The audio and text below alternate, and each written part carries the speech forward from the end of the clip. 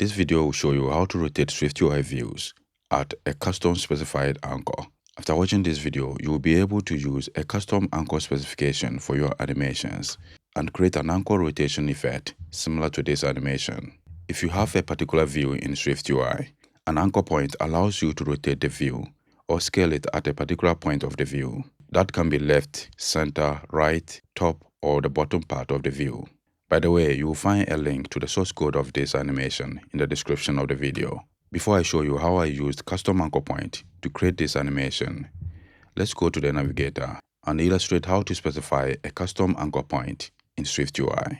I will control-click this folder and add a new file from template. We leave it as a SwiftUI view and click Next. Let's call it Rotate at Anchor and create it. Let's remove the text and draw a rectangle. You have noticed it takes the entire width and height of the screen. So what we are going to do is to give it a custom width and height using the frame modifier. To illustrate how the different anchor position works in SwiftUI, I will embed the rectangle inside Face Animator. We want to animate the view using two conditions. That will be an array of true and false. Then over here, we add an animation variable. Let's call it rotate. So we have rotate in, then we specify the view we want to rotate, that is the rectangle. To animate the view using rotation, we add the rotation effect modifier. In SwiftUI, we have different kinds of rotations. The first option is rotation effect, that is 2D rotation. So you can specify that with an angle. The second option is also 2D rotation, that has an angle and anchor. Then with the third one, we have 3D rotation. Let's select the first one. You can specify the angle in degrees or in radians. So let's use degrees.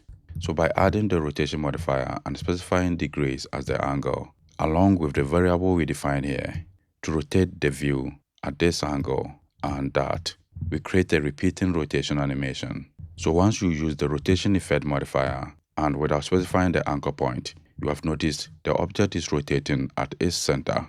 As you saw previously, aside the angle parameter, the rotation effect modifier also has an anchor parameter. I'll put a comma here. So let's add the anchor parameter.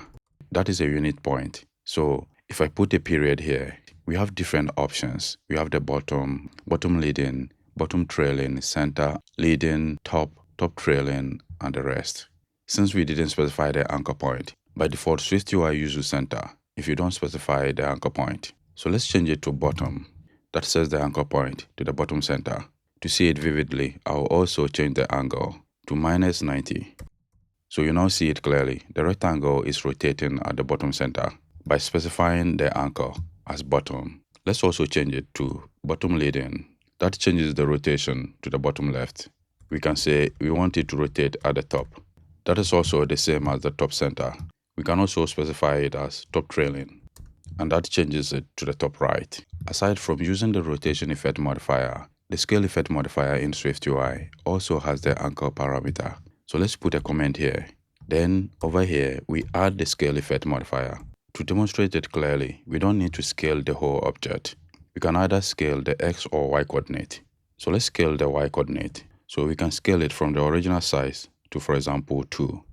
That scales the rectangle vertically. As you have noticed, the scaling is taking place from the center. What we can do here is to also add the anchor parameter and, for example, specify that as the bottom. Now, you can see it clearly that the bottom part of the rectangle is fixed, while the upper part is scaling up and down.